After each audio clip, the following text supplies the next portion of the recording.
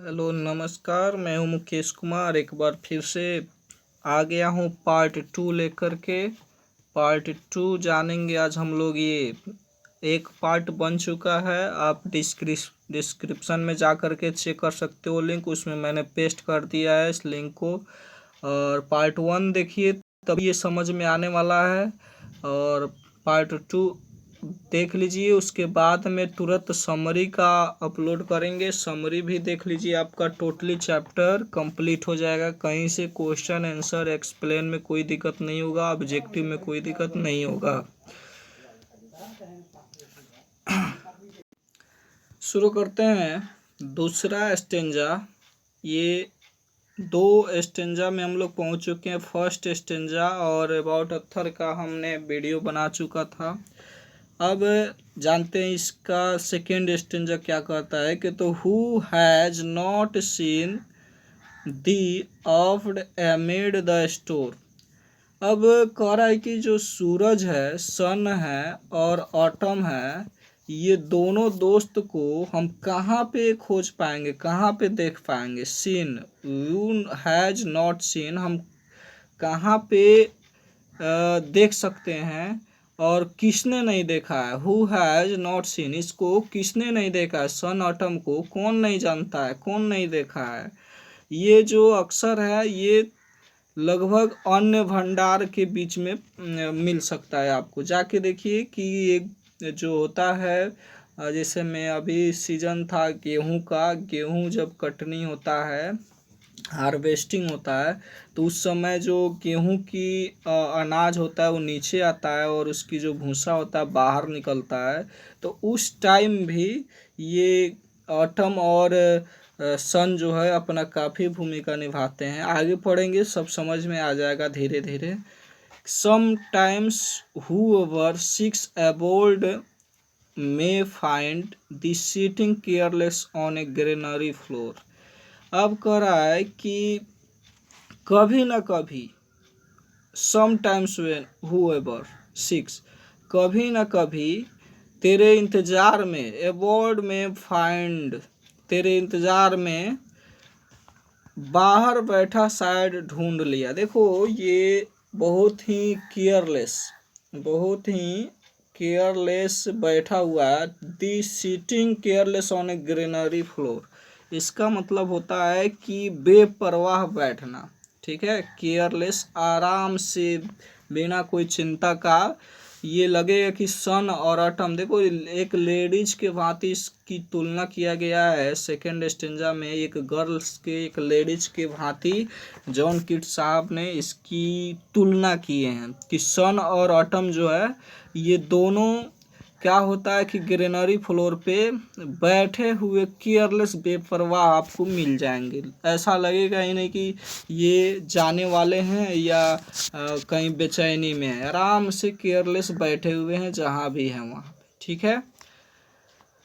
और the hair soft lifted by the winnowing wind, और इसके जो बाल हैं, ये देखिए कितना गहराई तक पहुंच गए हैं जॉन कीट साहब, कि जिस तरह लेडीज का बाल होता है वो हवा में हल्के से लहराते हैं, जैसे में हिल जाते हैं, उठ जाते हैं, लिफ्ट हो जाते हैं।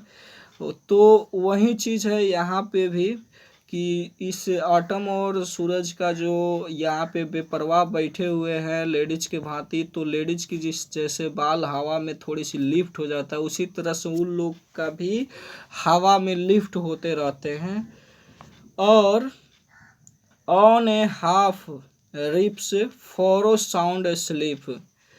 अब क्या होता है कि आधे कटे अनाज, हाफ रिप, आधे कटे अनाज के खेत में क्यारियों में गहरी नींद लेते हुए, देखिए साउंड स्लीप, इसमें लगता है कि खेतों में ये जो अनाज है हमारी, वो जितना भी, जैसे मैं अभी काट करके रख दिया गया, जैसे गेहूं को काट करके थोड़ा थोड़ा करके अलग अलग रख दिया गया, तो ऐसा लगता है कि वो सो रहा है, नींद ले रहा है।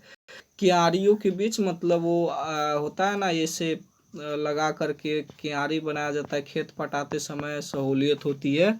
तो उसमें बहुत ही आसानी से क्या होता है कि वो सोया रहता है। अब आगे बढ़ते हैं। आगे है कि draw draw with the fume of poppies will the book spare the next swarth and all its twinned flowers।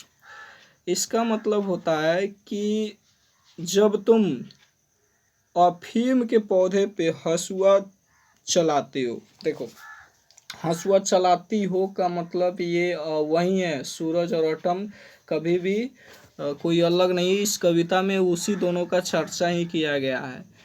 तो क्या कह रहे हैं कि जब अफीम के पौधे पे जब हसुआ चलती है, हसुआ का मतलब आप समझ सकते हो कि वही जो काटने वाला होता है, अपने देहाती भाषा में सब कोई पहचानता होगा।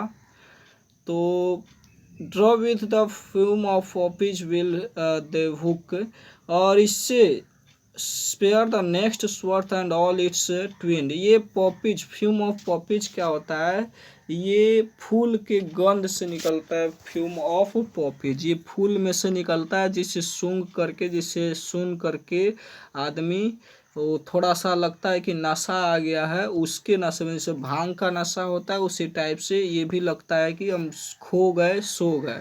ठीक है, और इससे चकराने लगती है, लगता है कि वो गिर गया। ये फ्यूम ऑफ पॉपी, जैसे छोटे बड़े जितने भी फूल हैं उसमें से जितने भी सुगंध आते हैं, और इसमें खो जाना, लगता है कि जैसे बेहोश हो गया। ठीक है, आगे बढ़ते हैं।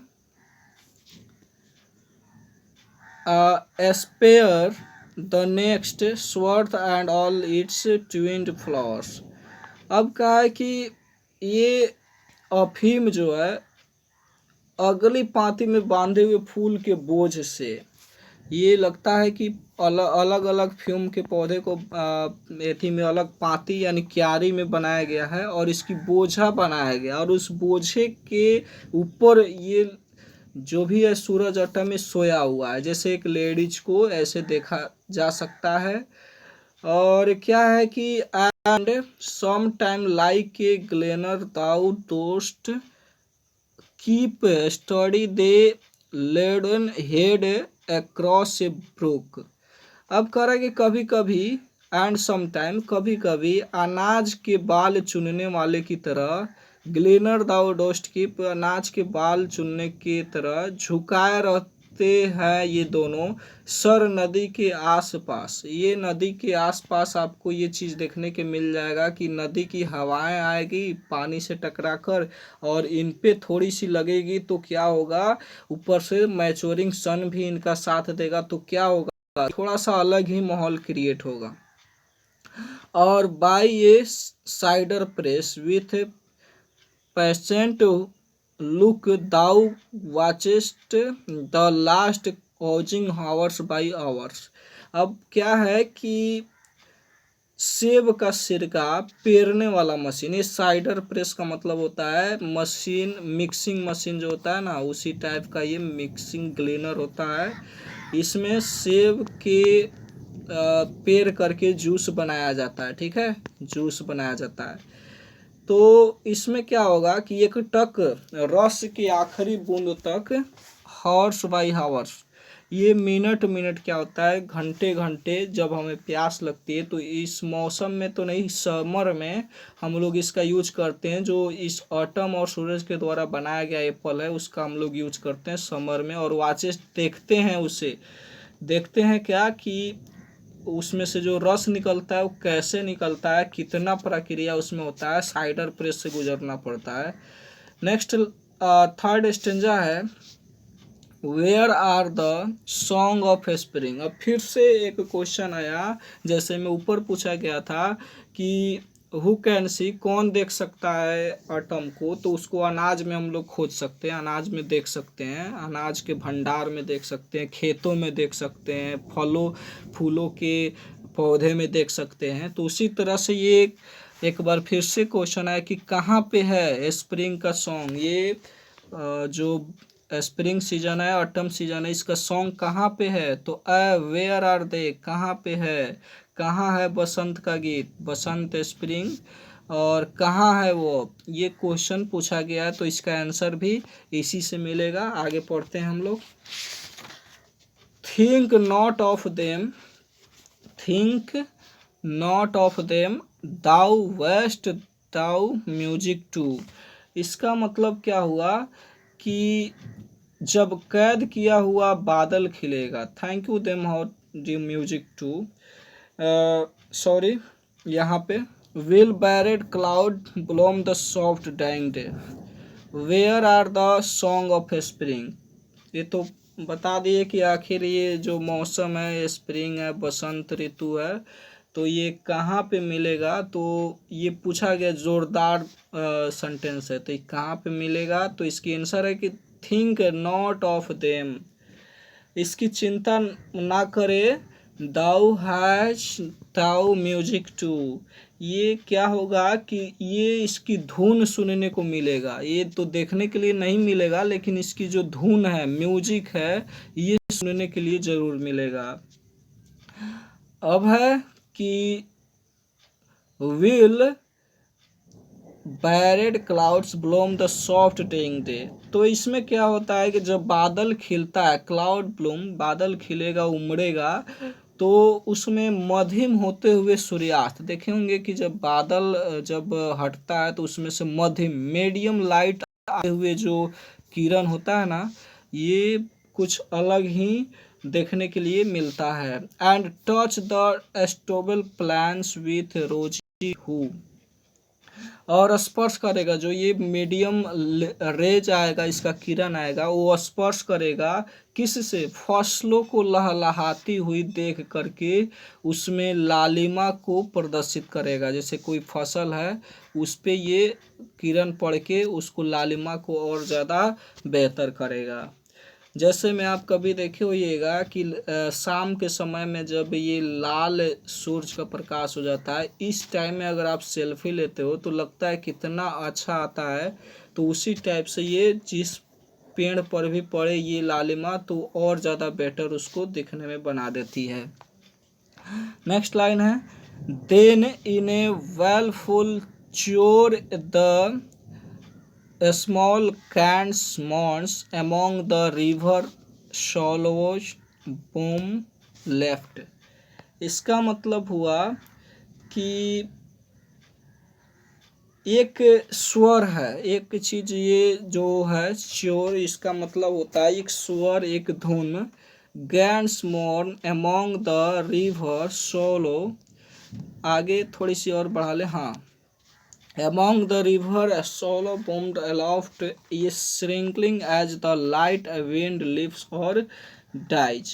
इसका मतलब हो गया कि बहुत ही शांत स्वर में जो मक्खियाँ होती है ना, वो बिलाप करती है। जैसे में झिंगुर की आवाज़ आपने सुना होगा, रास्ते, सुनसान रास्ते या जंगल वाले रास्ते या कहीं भी आप जाते हो, इस टाइप के रास्ते में आप देख पा रहे होंगे तस्वीर में, तो इसमें आपको एक आवाज़ आता होगा, घिन घिन टाइप का आता होगा, मच्छर का, झिंगुर का, ऐसे ऐसे बहुत सारे चीज़। वो तो दिखता नहीं आपको, कहीं आपको वो झिंगुर देखने के लिए नहीं मिलेगा, लेकिन उसकी जो धुन है आपको ज़रूर सुनाई देगा। ठीक है, वो किनारे ही बोलता है लेकिन आपको दिखाई नहीं देगा। और ये जो किरण है ना, उसको भी ये हेल्प करता है, ताकि वो छाँव, धूप से तो बचाता ही है, लेकिन वो धूप पेड़ पे पड़ता है और पेड़ को जगमगा करके तभी वो ठंडे में रह पाता है। बहुत थोड़ी सी अंदर की बात है, आप अंदर तक थोड़ा जानिएगा कि कैसे ये सिस्टम कनेक्शन जुड़ा हुआ है। कि झिंगुर बोलता है, कोई मधुमक्खियाँ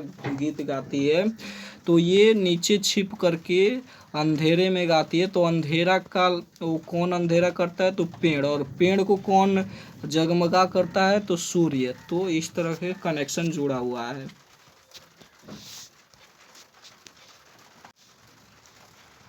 अब है, and full grow lambs loud bleat from hilly bourn hedge cricket sing and now with treble soft. इसका मतलब हुआ कि और फुल ग्रोन, पूर्ण विकसित हुआ ग्रोन हुआ लैम्स, मेमना। लैम्स मीन्स भेड़िया होता है ना, बच्चा, भेड़िया के बच्चे को मेमना या उसको भी प्रजाति को मेमना। लाउड ब्लीट, वो बहुत तेजी से क्या होता है कि आवाज करता है। ब्लीट फ्रॉम हिली बॉर्न, और जो ब्लीट होते हैं झांझ, झिंगुर की अभी हमने एग्जांपल दिया कि यहाँ पे जो झिंगुर होंगे वो बहुत तेजी से तीक्ष्ण स्वर में उसको गाएंगे, कोई भी धुन में गाएंगे, एक लगातार धुन में। जब एक गाएंगे तो सब शुरू कर देंगे, ठीक है। अब है कि the red breast whistle from a garden croft and gathering swallows twitter in the skies. अब ये लास्ट लाइन जो है इसको देखते हैं कि चहचहाती हुई विस्टिल, ब्रेस्ट विस्टिल, ये एक प्रकार का चिड़िया, रोबिन चिड़िया होता है। ये बगीचे के पेड़ पे है, ये बगीचे के जो क्राफ्ट है वहाँ पे आपको मिलेगा ब्रेस्ट विस्टिल।